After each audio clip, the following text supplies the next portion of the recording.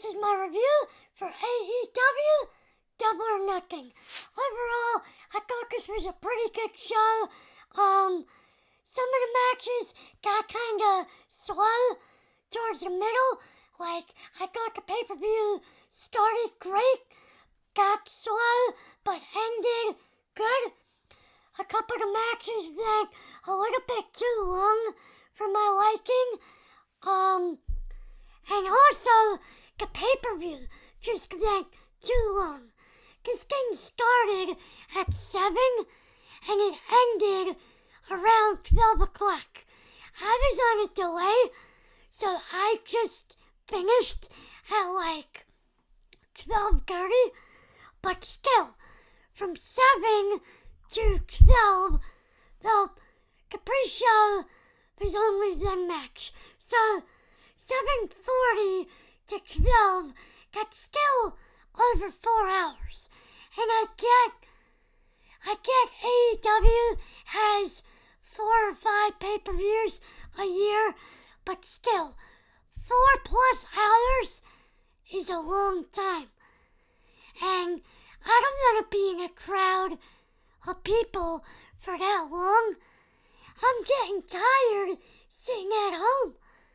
I can imagine being there. So if I have a complaint against AEW, it's that the pay-per-views are too long. Make them shorter. 3 hours, 3.5. But 4 hours, it's ridiculous. But like I said, I thought this was a pretty good show. I had a bunch of notes written down, but there's a lot to talk about, especially towards the end. So I'm just gonna go through a couple of spots during the matches that I liked. So on the pre-show, we had Serena Deeb versus Riho for the NWA Women's title. I thought this was an okay match, nothing special.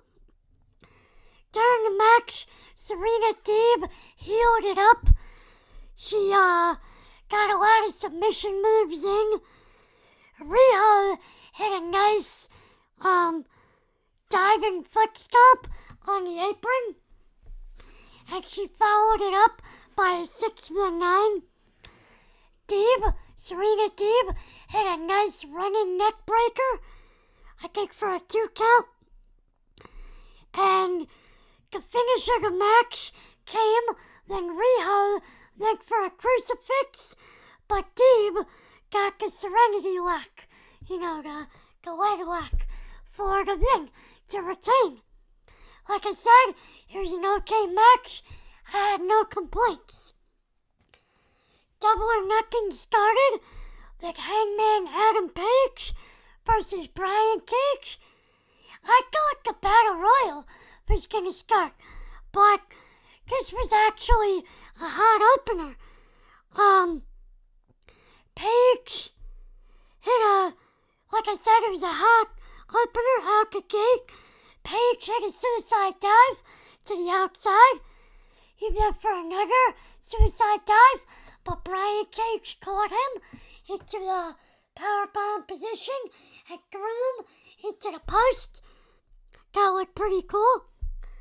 Page got back on offense and hit a outside moonsault from the top rope. Later on in the match, Cage was on the outside and he was on the second rope and he lifted Page. He lifted Page from the inside to the outside with a suplex onto the ramp. That was a pretty nice spot. Cage hit what it looked like was a top rope F5. I don't know if he got all of it, but it still looked cool. Cage got kind of cocky and went for the buckshot lariat, but Page reversed and hit Brian Cage with his own F5. This this was predictable. So I called it in my predictions. Team Taz came out, Ricky Starks and Hook, and they caused a distraction, but Brian Cage was like, no, I don't need you. So they distracted Brian Cage, and Page, I forgot his name, Hangman Page hit the buckshot lariat for the win. So it was a hot match, hot opener, like I said, and it was a predictable win. The next match was for the AEW Tag Team titles. It was the Young Bucks versus Jon Moxley and Eddie Kingston. I thought this was a great match. Probably one of my favorites of the night. Maybe because it came so early into the night, but I thought it was one of my favorites. So, Moxley and Kingston attacked the Bucks during their entrance, and they brawled all around the ringside. Later on in the match, the Bucks took control and got kind of cocky. They did all kinds of taunts, from Hogan to Warrior to the Hardys. They did the the Warrior's signature comeback and Hogan's signature comeback. They did a leg drop, I believe. They did HBK's comeback. You know, they do their super kicks. And later on in the match, they did a Shield taunt. You know, they did a fist bump, and they did a Roman Reigns thing, and they went for like a power bomb, but they didn't get it. So Jon Moxley made a hot tag in the match, during the match, and he hit the Bucks with 2 pile drivers and double DDTs. That looked pretty cool. Gallows and Anderson came out for a distraction during the match, but Kazarian came out and battled him to the back. And during that distraction, the Bucks hit Moxley, I believe, with a can of cold spray. They sprayed it in his eye and then bopped him in the head, which I think busted him open. I'm pretty sure it did. So the Bucks hit, I believe it was Kingston, with a Meltzer driver on the stage. That looked pretty cool. Moxley and Kingston hit a Doomsday device. Mox hit the paradigm shift for a 2 count. That was a nice near fall. And the match came, the finish was the Bucks hit 2 BTE triggers on Moxley. They hit one. Moxley got up. He was like, is that all you got? So they hit him with another one to retain the titles. Like I said, great match. Probably my favorite on the card. Next to the, probably next to the triple threat. It was the triple threat and then this match. But one of my favorites. Next match was the Casino Battle Royal. The winner gets a AEW title shot, a future title shot. I wrote down that Christian Cage, Matt Sydal, Powerhouse Hobbs, Dustin Rhodes, and Max Caster started. Max Caster came out rapping, and he made a joke about Christian. He used to have an edge. Now he's got nothing. He joked about Max Sydal slipping on the rope last year in his debut. And he joked about Dustin Rhodes being ugly. He should paint his whole face instead of half. He didn't say nothing about Hobbs, I don't think. So, the Battle Royal, it was fun. I wrote down Preston Vance from the Dark Order impressed me. He's always impressive. Pentagon Jr. had a Joker-themed attire. That looked cool. Leo Rush was a surprise entrant. He got to do his signature moves flying around the ring, but he got eliminated fast after that. Christian Cage and Jungle Boy were the last two. They battled for a couple minutes. They threw each other to the outside, kicked each other on the apron, and eventually Christian went back in the ring. Jungle Boy followed him. Christian ran at Jungle Boy, and Jungle Boy backdropped him over the rope and eliminated him. So Jungle Boy wins, gets a future AEW title shot, which will probably be at Full Gear, which they announced is their next pay-per-view in November, I think.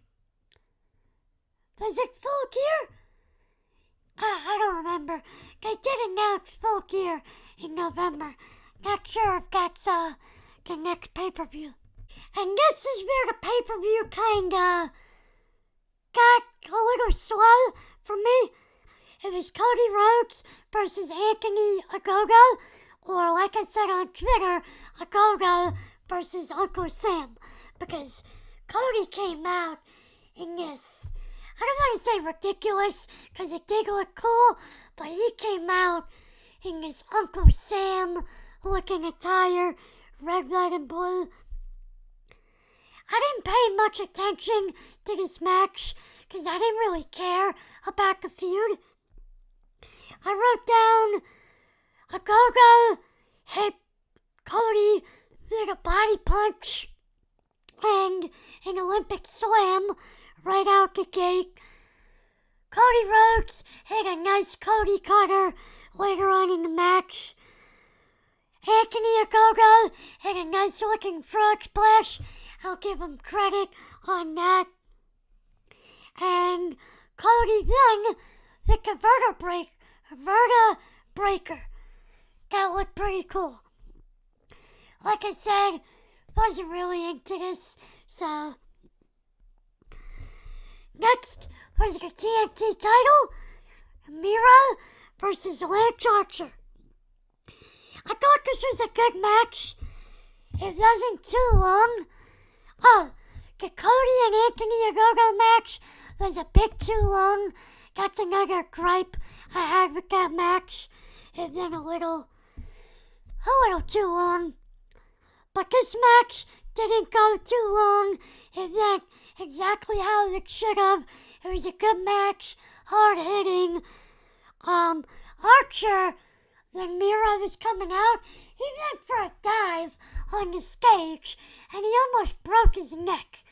He didn't get all of the dive, but he was fine. So Archer in the match hit his middle rope moonsault. Archer hit a side slam on the outside to Miro through the table. Archer hit the black hole slam, which looked pretty cool. Eventually in the match, Jake Roberts came out with the bag. So Miro punched Roberts in the gut. He took a snake, though we assumed the snake was in the bag. He flung it around over his head and chucked it onto the stage. He went to super kick Jake, but Archer came back and choke slammed him.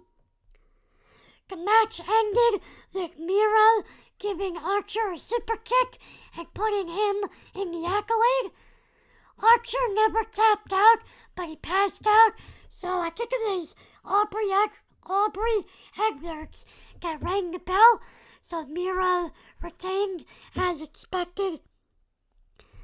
The next match was Hikaru Shida versus Britt Baker for the TNT title, TNT Women's title. AEW Women's title. It's so late, guys. I'm sorry. At first I wrote down it was a good match, but then it turned into a pretty good match. I guess I was still kinda in a mood from the last two matches, but this was actually a pretty good match. It turned into. Shida hit a nice crossbody on Britt Baker and Reba on the outside. Britt Baker hit a nice air raid crash in the ring. Shida hit a Falcon's arrow inside the ring. That looked pretty cool.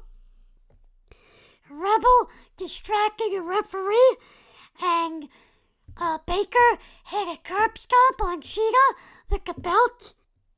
Though she hit a curb stomp on the belt to Shida. That's what I meant to say. The finish came where Shida went for the double knees, and I think she went for a pin, but Britt Baker reversed it into the lockjaw, and Shida tapped out. So after a year, Shida loses the belt, the brand new belt, get revealed on Dynamite. And Britt Baker is your new women's title. It's about time. This was a pretty good match, like I said, and I really had no complaints. It was a little slow in the beginning, but it built to a good finish. Next was Ethan Page and Scorpio Sky versus Sting and Darby Allin. I thought this was a good, fun match. It was hot out the gate. Darby and Sting came out second. Darby ran from the rope and dived in the ring, and then hit an outside dive, I think, onto Ethan Page. Later on, Ethan Page gave Sting a suplex on the ramp, but Sting no-sold it and dived off the ramp on Sky and Page, gave him a crossbody. That looked pretty cool. Page threw Darby from the ring all the way to the crowd onto his brothers, I believe they said. That was a hell of a spot. That was a nice spot. Sting hit a code red. That was impressive. They did the spot where Sting put the Scorpion Deathlock on, I believe it was Ethan Page. And then Scorpio Sky put a leg lock on, no, Darby Allin put the crossface on Ethan Page while he's in the Scorpion Deathlock. And then Scorpio Sky came in and put a leg lock on Darby. So both are in submission moves. And then Darby and Ethan Page are smacking each other while they're in the submission. My only thing with that, Sting needs to stop using the sharpshooter. He can't sit down. He sat down for like 2 seconds, and then he just stands up, and it doesn't look right. So he needs to stop using it. He has the death drop that he used. So I don't know why he keeps using it. And like I said, the finish came. Then Sting went for the corner splash. Sky ducked. He went for the cutter. Sting caught him and hit the death drop for the win. like I said, fun match. Good match. No problem. Next, we have Pac versus Orange Cassidy versus Kenny Omega for the AEW World Title. At first, I was like, why is this not ending the show? But then I thought about it. The stampede is more important, I guess. So I get why this didn't end the show. This was a really good match. This was a spot fest. There was so many spots. I can imagine what Jim Cornette has to say about this. This was just a spot fest.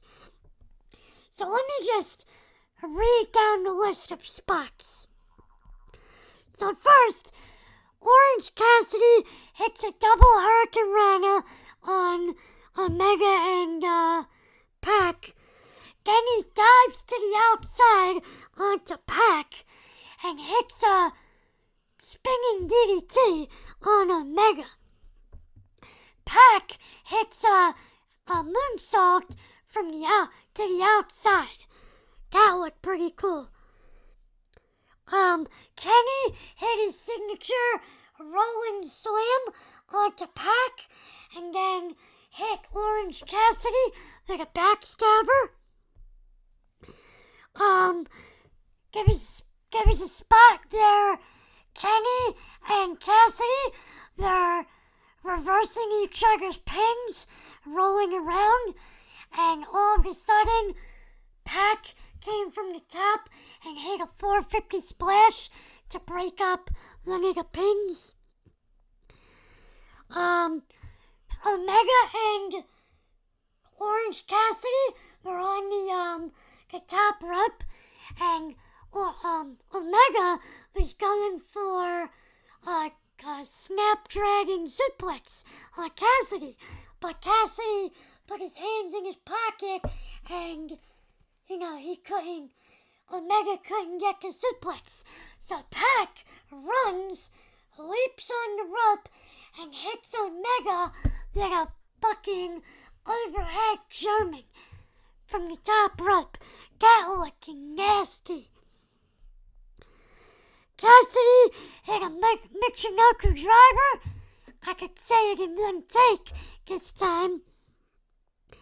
And then, Pac.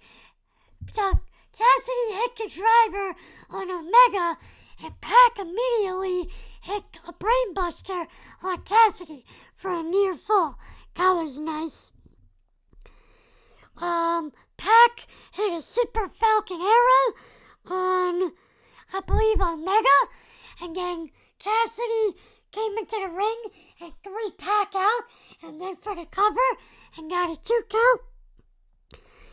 Orange Cassidy hit Superman punches, and it looked like he was gonna win, but Don Callis ran from the announce table and pulled the ref out. So, the finish came when Omega hit Pac with 4 different title belts. All his titles that he won. Cassidy came in the ring, hit Omega with a Superman punch, but Omega went to, Cassidy went to pick Omega up after the punch, and Omega rolled him up into the crucifix pin to retain his title. It was a roll-up finish, and second one of the night? No, the first one of the night. Yeah. So, it was a roll-up finish, but the match is pretty good. Spot fest. Like I said, Jim Cornette's gonna have a cow about this match. I can hear it right now. So the main event. Oh, before we get to the main event, what's his face came out and made an announcement. Tony Schiavone. He made an announcement about Full Gear, And he also said that they signed Mark Henry to be, not a talent scout, to train their performers and to be, I guess, an announcer on the new TNT Rampage show. So, another WWE talent signed. What are you gonna do? So for the main event, we got Stadium Stampede. If the Inner Circle loses, they have to disband. So the Inner Circle versus the Pinnacle. A limo drives in, the MJF coming out, so they want you to think the Pinnacle is in the limo. So the MJF gets out of the limo, starts trash talking the Inner Circle. The Inner Circle come down from the scoreboard attached to like cables. So they cut back to MJF while the Inner Circle is taking the cables off. So he's trash talking. The Inner Circle run at him. And like I said, they want you to believe that the Pinnacle is in the limo. So MJF gets back in the limo, and all of a sudden, the Pinnacle comes from, one of the side areas in some kind of golf cart or something, and they attack the Inner Circle. So Sammy and Sean Spears go at it in the ring. I think Spears hit Sammy with the chair shot. Then they cut to the limo. MJF sneakily, is that a word? He gets out of the limo and he's like, oh, nobody sees me. But then they cut to the side and Chris Jericho's standing there. So Chris Jericho attacks MJF. They battle each other, throw each other on the limo. Chris Jericho gets the upper hand. Jericho and MJF brawl to catering. Jericho hits MJF with a bunch of pans. Then they go into this office with, I think, the Jaguars coaches. They hand Jericho footballs and he throws them at MJF. He sits MJF down in a computer chair and he rolls it across the room into the other room, and MJF knocks into a railing, so then he goes over the railing and into a table. They cut to Wardlow and Jake Hagar. I almost called him Jack. Jake Hagar. They battled inside of a meat freezer, and Wardlow eventually speared Hagar into the wall of some sort. They cut to Sammy and Spears. They're in the back. They battle inside some kind of a blue lit room with a bunch of chairs. Spears hits Sammy with the chair. Spears picks Sammy up and darts him, throws him into the garage door. And then they battle in a room with a forklift, and Spears, handcuffs Sammy to the forklift. They cut to Santana and Ortiz in a bar. They go at it with FTR in a bar. They take a drink and they brawl. It is revealed that Conan was the DJ on the other side of the room. So they battle, and they get the upper hand, and then this was weird. I think it was Santana and was it Dax battled into the elevator, and then the door just closed, and we never saw it from them until the end. Oh, and was it Conan or Santana stabbed what's his name in the head? Not Paul Ellering. The FTR's manager. I can't think of his name, but he gets stabbed in the head. So they cut back to Wardlow and Hager. They battle in the training room. They battle up on top of a cart. Wardlow gets choke slammed into a living panel, and then below it is a bunch of training equipment. They cut back to Jericho and MJF. They're in an office. Jericho gets pile driven onto a table.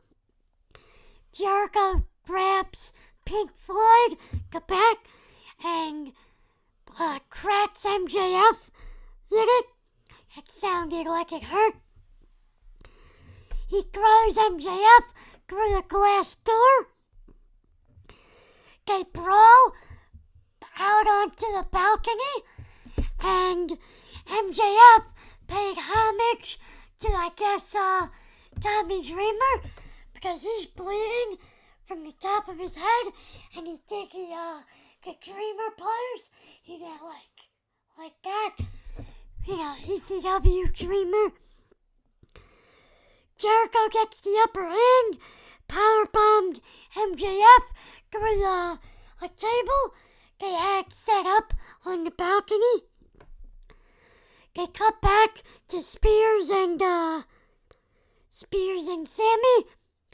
Sammy runs Spears over like a golf cart, like Sammy got hit last year.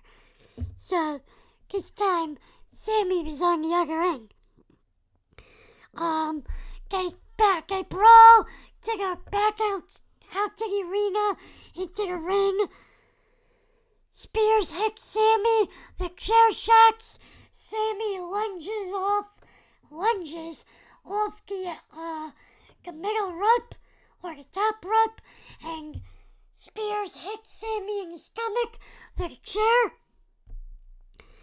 Sammy gets the upper hand, puts the chair in the apron, and stomps Spears' head into the chair like Spears did to him a month ago. The finish came. There, Sammy hit Spears with a 630 for the win. So the Inner Circle picks up the victory. They stay together, which leads to the question, what's the third match? What's gonna be the rubber match, the tiebreaker? Because there has to be a third match. I would have preferred the Pinnacle winning, but I don't know, I guess it's whatever. They're gonna have a third match. So the show ends with the Inner Circle, the rest of them coming out, and they celebrate in the ring. They go off with the middle finger, and that's how it ends. Like I said, this was a pretty good show. This was a long show. My two matches of the night had to be the Triple Threat and Tag Team title match. But, everything else was good to pretty good. And that's my review. Let me know what you guys thought.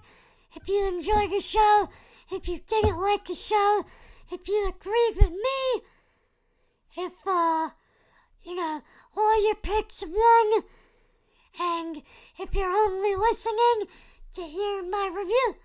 But leave a like if you like a review, subscribe if you're new, turn on your post notifications so you know when I upload. Have a nice day, guys. Peace.